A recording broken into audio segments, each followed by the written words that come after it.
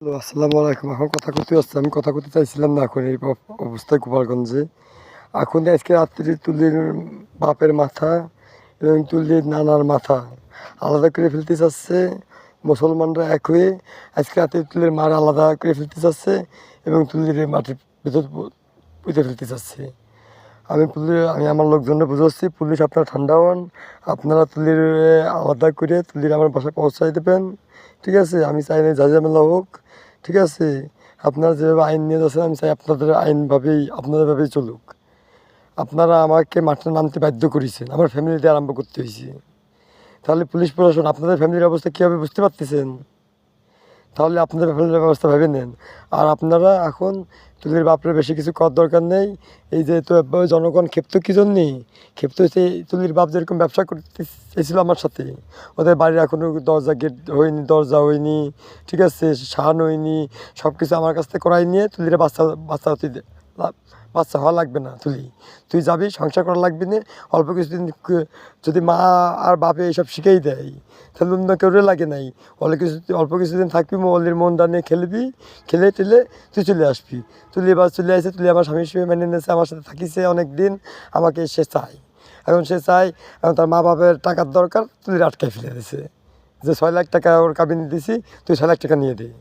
হ্যাঁ, তুলে গেছে কিনা 6 লাখ টাকা নিয়ে দেবো না, ও টাকা দিবেন না। ওরে আমি চিনি, ও ওলি কয়েছে কি তোর টাকা না দিলে বা তাহলে তোর আমি ওই জায়গাতে নিয়ে আরেক জায়গায় বেঁধে দিচ্ছি, তুই ওই জায়গাতে দরকার, তুই হচ্ছে আমাকে তুই হচ্ছে আমাকে ব্যাংক, তোর কাছে আমি ব্যাংক হবো না। তাই জন্য কান্দে কুটে ফোন দিছিল, ঠিক আছে, আমি ব্যাংক হবো না। দেখো আমার ফোন দিয়ে কলি, তুমি আমাদের বিয়ে করেছো, আমি তালাক দিইনি, আমার জোর করে তালাকে আমার মা সাইন করাইছে। হ্যাঁ, আমার আব্বার সাথে কথা কয়ে, আমার আব্বা এরকম এখন নানা বাড়ি পলাইছে, আমার আরেক জায়গায় বিয়ে দিবি এখন জোর করে। এখন তো আমি তোমার বউ আসি ইসলামী, তুমি তো ইসলাম মানো, আমার এই কই তো আমার মাথা নষ্ট করে ফেলেছে। হ্যাঁ, আমি তো ইসলাম মানি, এটা তো সত্যি, আমি ইসলাম মানি যে 3 তালাক একবারও হয় না। 1 তালাক, 3 তালাকের জায়গায় 1 তালাক হয়েছে, আর 2 তালাক বাকি আছে। তুলি যদি আমার বাসায় আসে সসম্মানে আমি তুলিকে আমার বাসার দরজা তুলির জন্য খোলা, এ কথা আমি বলেছি। এই জন্য আমার কথার পেছে আমি ধরা খেয়ে গেছি। এখন তুলি আমার কথার পেছে আমার উপরে খাটাইছে, ঠিক আছে। এখন তুলির মা বাপের কী হবে?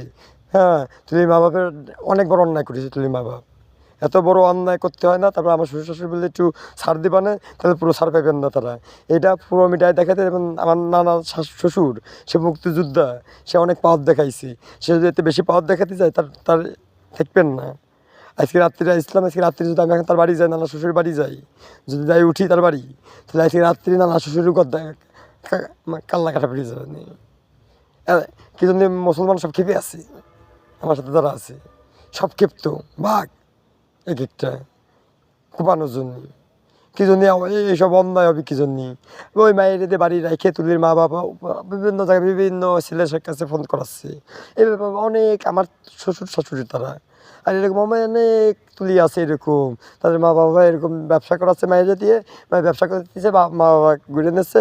লাস্টে যে মায়েরও জায়গা হয় না, কয়েকদিন আগে শুনলেন একটা নায়িকা পপি নাকি, নায়িকা পপি তারকা, হ্যাঁ, তার মা বাবার সে দেশে যতদিন দিতে পারিছে ততদিন সে ভালো ছিল, এখন দিতে পারে না, এখন ভালো না। মা বাবার কাছে, ভাইয়ের কাছে, পাড়া প্রতিবেশীর কাছে, কেউ কাছে ভালো না।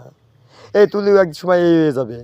হ্যাঁ, তুলি আমাকে বলতেছে এখন তো আমি তোমার বাঁচে তো আছি, মরিনি, আমি তোমার বউ। আমার বাপ মা অন্য কান্দে ঝুলোয় দেওয়ার আগে, ঠিক আছে, তোমার বাসায় নিয়ে যাও। আমি এখন নিয়ে আসবো কীভাবে? ওর মা বাপ তো ওই ছিল আগ্রা, ওই যাতে কিডন্যাপ করে চলে গেছে নানি বাড়ি। ও নানি বাড়ি আইসি, ওর নানি বাড়ি এখন যে বাড়ি যদি উঠি, এই জায়গায় হয়ে যাবে মার্ডার 8-9টা নিম্ন। আমাকে যদি একটা পড়ে, ওকে পড়বে 10টা।